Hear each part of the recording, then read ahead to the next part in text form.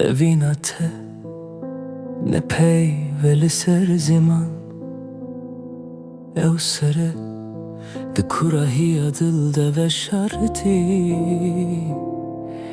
mînar û nahiyek ji asîman hatiye bey destan giyanê min girtiye.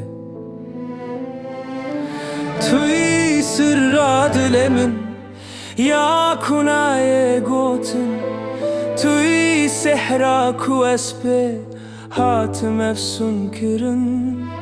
Dünya hemû nikare te ji min bistîne, em di nav hevde mîna duavên bênavber.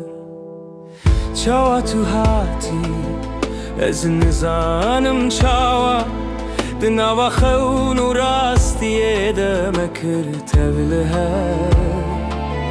Gava tu li min dinêrî ez difirim, di nava ezmanekî de yê ku neyê me ye.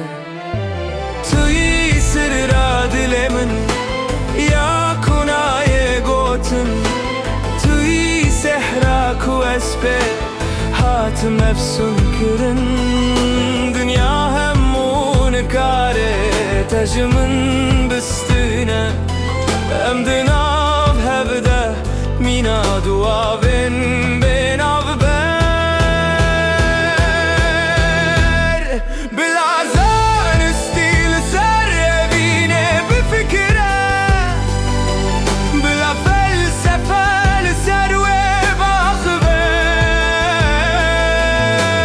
Rastiya mina herî mezin eve